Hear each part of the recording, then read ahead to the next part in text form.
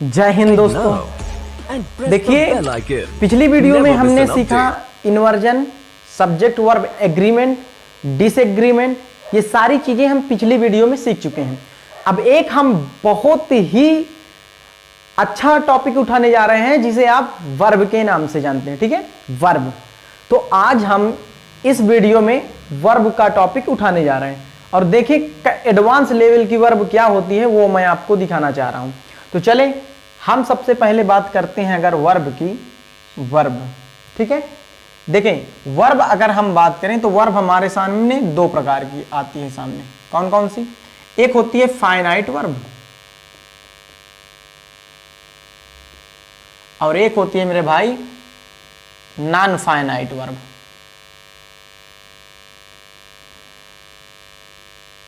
Non finite verb. ठीक है, देखो वर्ब जो सब्जेक्ट और टाइम के अनुसार बदले फाइनाइट वर्ब कहलाती है। ठीक है, वर्ब वो वर्ब जो सब्जेक्ट और टाइम के अनुसार अपने आप को बदल लेती है, क्या कहलाती है? फाइनाइट वर्ब कहलाती है मेरे भाई, फाइनाइट वर्ब। समझ में आया? देखिए यहां पे अगर हम वर्ब की यहां पे कंडीशन लें तो आप V1 को जानते हैं, V2 को जानते हैं, V5 को जानते हैं, एक्सिलरी वर्ब के साथ वर्ब की थर्ड फॉर्म को जानते हैं, एक्सिलरी वर्ब के साथ वर्ब की फोर्थ फॉर्म को जानते हैं मेरे भाई। अगर आप इन चीजों को देख रहे हैं, अगर इनको आप जानते हैं, तो मैं सिंपल सा एक सेंटेंस आपके सामने रखता हूं। मैंने अगर आपके सामने एक सेंटेंस लिखा, Rahul went to market bought a pen. ठीक है, मैंने फुल स्टॉप डाल दिया, इसका मतलब ये it becomes a sentence. Okay, इस सेंटेंस को आप देखें, यहां पे ऐसा कुछ आपको नहीं लग रहा कि यहां कुछ हमें कुछ छूट रहा है, कुछ गड़बड़ लग रहा है इस सेंटेंस में? थोड़ा देखिए सही से इस सेंटेंस को। अगर हम बात करें तो आपने कहा सर यहां पे एक फाइनाइट वर्ब ये है और एक फाइनाइट वर्ब ये है, यानी एक सेंटेंस में दो फाइनाइट वर्ब हैं और हमको कंजंक्शन टाइप का एक वर्ड और मिलता है, कंजंक्शन। ठीक है, जो बताता है कि कंजंक्शन क्या करता है, दो सेंटेंस को जोड़ता है। कंजंक्शन भाई दो सेंटेंस को जोड़ता है। ध्यान रखें, अगर वर्ड को जोड़ना होता है तो आप प्रीपोजिशन का यूज करते हैं। देखिए यहां पे दो फाइनाइट वर्ब हैं। देखिए यहां पे दो फाइनाइट वर्ब हैं, ये भी फाइनाइट वर्ब है, ये भी फाइनाइट वर्ब है। तो आपको इन दो फाइनाइट वर्ब को जोड़ने के लिए यहां एक कंजंक्शन लगाना पड़ेगा। यानी फाइनाइट वर्ब में क्या कंडीशन आ गई कि फाइनाइट वर्ब अपने सब्जेक्ट टाइम के अनुसार अपने आप को बदलती है। ठीक है, सब्जेक्ट सिंगुलर होगा वर्ब सिंगुलर लगेगी, टाइम पास्ट होगा तो पास्ट होगी, है ना। तो ये वर्ब जो है वो टाइम और सब्जेक्ट के अनुसार अपने आप को चेंज करती है। लेकिन एक कंडीशन और सामने आ गई कि एक सेंटेंस में वो कभी एक सेंटेंस में आप एक ही फाइनाइट वर्ब को रख सकते हैं मेरे भाई।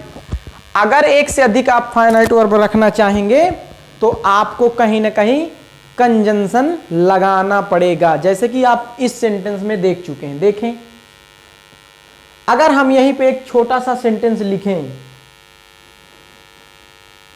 हम लिख रहे हैं मोनी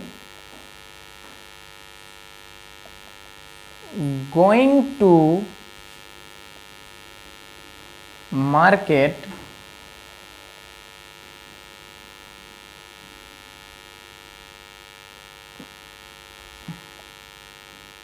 बॉट अ पेन।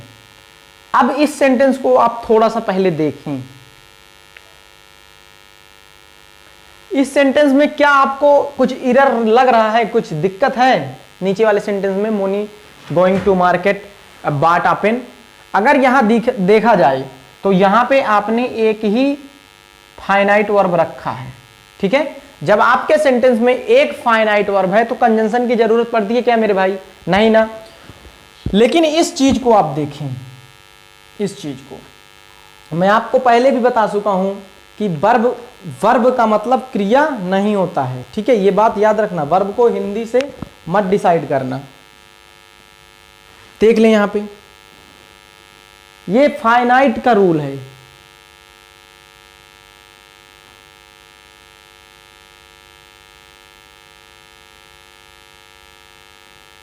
अगर हम यहां पे इसकी जगह पे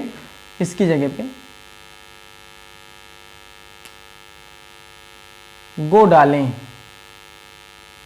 तो ऐसा नहीं लग रहा कि ये सब्जेक्ट सिंगुलर है, इसको भी सिंगुलर होना चाहिए। यानी सब्जेक्ट के अनुसार अपने आप को चेंज कर रही है और यहां भी चेंज होगा, ठीक है। तो इसमें क्या है,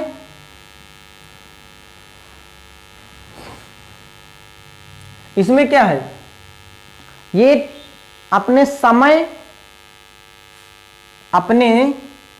समय के अनुसार चेंज हो रही है, कंजंक्शन को ले रही है और टाइम का बहुत बड़ा प्रभाव पड़ रहा है सब्जेक्ट को देखते हुए, ठीक है।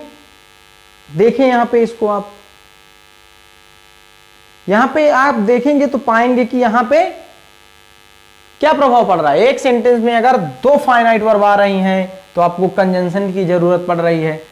एक फाइनाइट वर्ब आपके सामने आ रही है और एक नॉन फाइनाइट वर्ब आपके सामने आ रही है। यानी सेंटेंस में एक फाइनाइट वर्ब रख के हजारों नॉन फाइनाइट वर्ब आप डाल सकते हैं, बस आपको लिखने आना चाहिए सेंटेंस।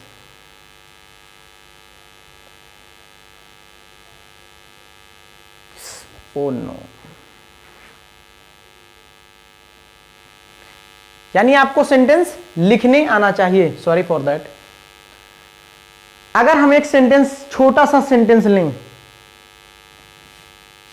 हमने लिया रामू गोइंग, ठीक है।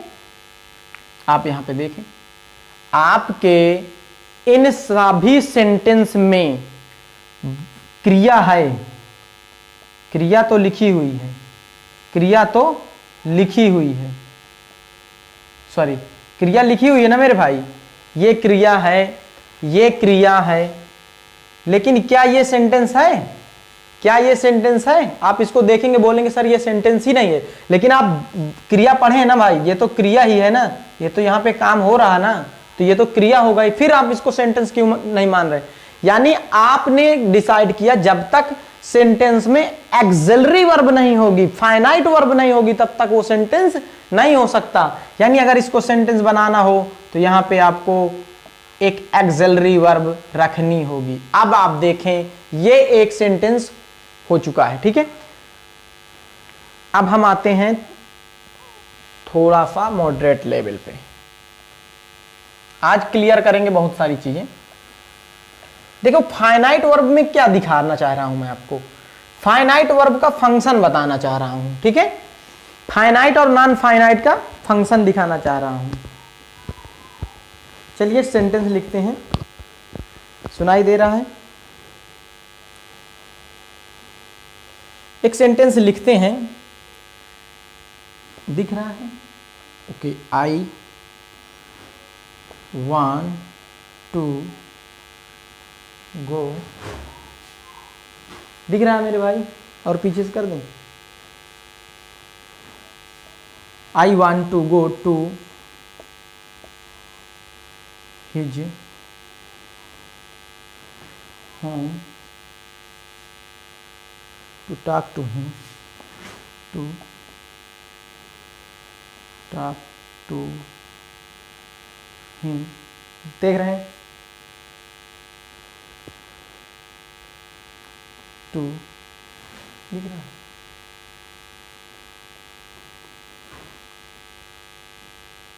To convince him to convince him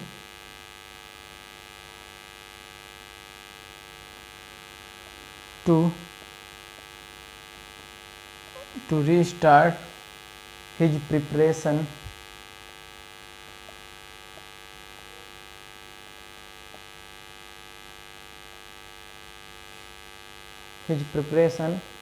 after failing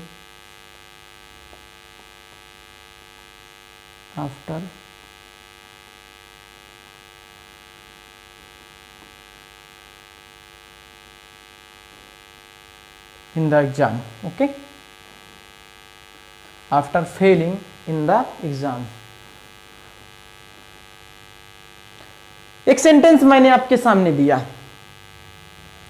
अब इस सेंटेंस में आप देखें कि मैंने एक फाइनाइट वर्ब रखा, एक फाइनाइट वर्ब रख के मैंने कितनी सारी नॉन फाइनाइट वर्ब डाल दिया, 1 2 3 4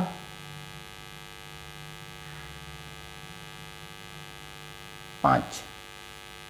आप यहां पे देखें मैंने 5 नॉन फाइनाइट वर्ब डाला और एक भी कंजंक्शन मैंने नहीं लगाया, एक भी कंजंक्शन यहां पे नहीं है। 5 नॉन फाइनाइट वर्ब डालकर एक भी कंजंक्शन नहीं लिया गया। अगर आप चाहते हैं, देखो यहां पे आप वांट करें या वांट्स कर दें, आगे कोई चेंज नहीं होगा। नॉन फाइनाइट वर्ब उसी की तरह रहेगी, कोई भी चेंजेस नहीं होंगे।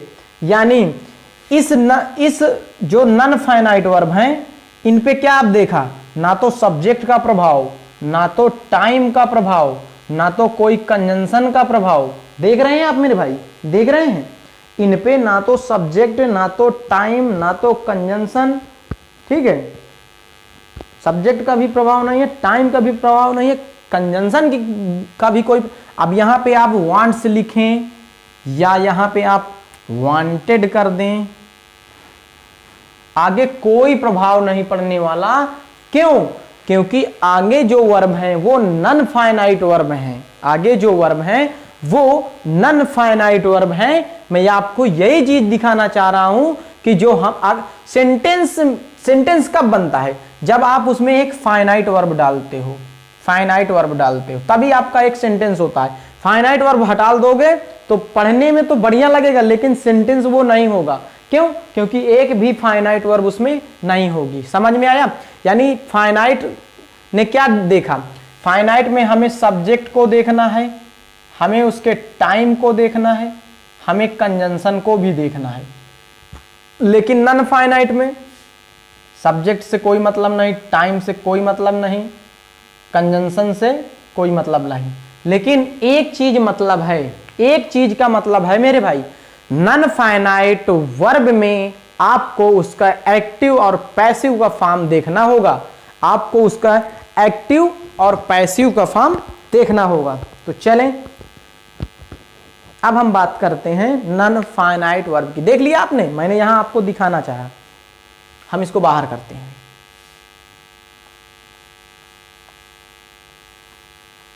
देखो, अगर हम नॉन फाइनाइट वर्ब की बात करते हैं, ठीक है, अब आप तो जान ही चुके होंगे नॉन फाइनाइट वर्ब के बारे में। नॉन फाइनाइट वर्ब का 2 फॉर्म होता है, एक इसका पैसिव का फॉर्म, एक इसका एक्टिव का फॉर्म। अगर एक्टिव की बात करें तो 2V1, ठीक है। अगर एक्टिव की हम बात करते हैं तो आपके सामने 2V1, V4, to have, V3, having, V3। आप देखें, to have, V3 और having, V3, ठीक है। अगर इसी के हम पैसिव की बात करते हैं तो 2V, V3, ठीक है, being, V3 या सिर्फ V3। यहां पे 2 हैव बीन V3। यहाँ पे देखें टू हैव बीन, यहाँ पे आपका हो जाएगा हैविंग बीन V3। यानी ये जो फॉर्म आपका है ये पैसिव का है और इधर का जो फॉर्म है एक्टिव का है। अब मैं आपको बताता हूं, देखो इसको आप डिसाइड करो। ये आपको मिला था इन्फिनिटिव, क्या मिला था मेरे भाई? इन्फिनिटिव का नाम तो आपने सुना था, इन्फिनिटिव। इसको देखो, ये था आपका जिरंड, इसी पे आपका बनता है पार्टिसिपल। लीजिए जल्दी इसको नोट डाउन करिए, क्योंकि बोर्ड में जगह नहीं है तो ये बाहर करना होगा, इसके बाद हम बताते हैं।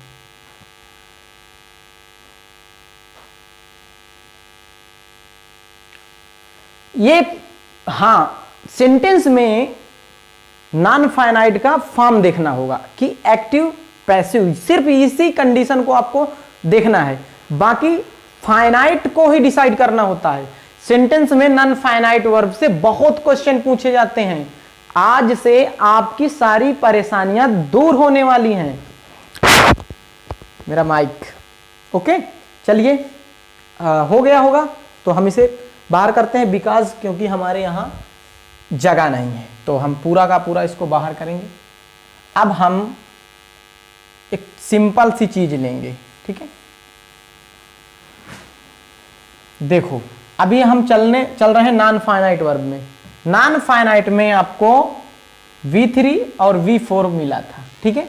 जो V3 होता है, अगर इसको एक्सिलरी वर्ब के साथ यूज कर दोगे तो ये तो एक फाइनाइट वर्ब हो जाएगी मेरे भाई, फाइनाइट वर्ब हो जाएगी। या तो इस V3 को आप एडजेक्टिव की तरह यूज करो, एडजेक्टिव की तरह यूज करो, और या तो इसे आप इसको देखिए, इसको एडजेक्टिव की तरह भी यूज कर सकते हैं और पार्टिसिपल की तरह भी, ठीक है। पार्टिसिपल की तरह यूज करो। V4 में एक चीज जुड़ जाता है, आप इसको नाउन की तरह यूज कर सकते हैं, आप इसको एडजेक्टिव की तरह यूज कर सकते हैं, आप इसको पार्टिसिपल की तरह यूज कर सकते हैं। और एक मोस्ट इंपॉर्टेंट कि आप अगर इसमें एक्सिलरी वर्ब के साथ V4 को लगा देंगे तो एक ये भी फाइनाइट वर्ब बन जाता है मेरे भाई। देखो हम इसकी बात करते हैं नाउन की। आपका पढ़ा हुआ मैं सेंटेंस लेने जा रहा हूं, walking is good for health. आपको ऐसे सेंटेंस मिले हैं, दिए गए हैं। ये टीचर इस सेंटेंस को लिखने के बाद बोलते हैं देखो ये नाउन है, ये जिरंड, सही है।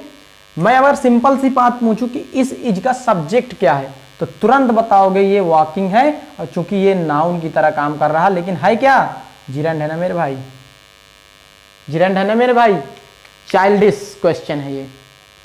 अगर हम इसका एडवांस वर्जन आपके सामने रखें, एडवांस वर्जन मैंने बोला, एडवांस वर्जन, तो देखें अब इसके एडवांस वर्जन की हम बात करते हैं। देखो जिरंड क्या है, नाउन की तरह यूज कर सकते हैं, ठीक है।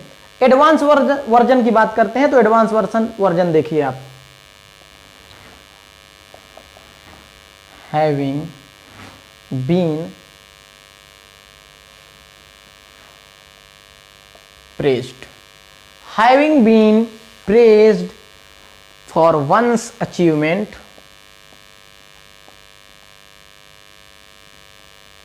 for one's achievement,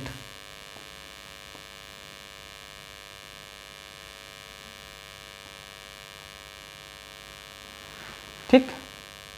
अचीवमेंट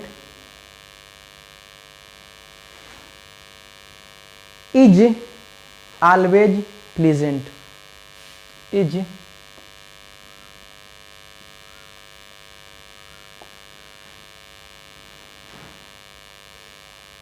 ठीक। सेंटेंस आपके सामने मैंने दिया, एडवांस वर्जन देखिए नाउन का।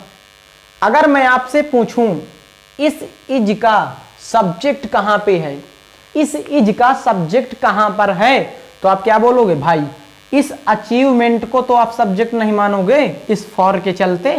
जो नए बच्चे अगर देख रहे हैं तो पिछली वीडियो देखना, ये फॉर के चलते क्यों ना सब्जेक्ट बन सका, वो पिछली वीडियो आप देखिए। तो आप देखें जब ये फॉर के चलते ये नाउन कट गया, सब्जेक्ट नहीं, तो इस इज का सब्जेक्ट आपके सामने यहां पे है, ये रहा आपका जिरंड, और इसी को आप कहेंगे नाउन। देख लीजिए ये चीजें हमें डील नहीं की गई हैं, एडवांस वर्जन ये है।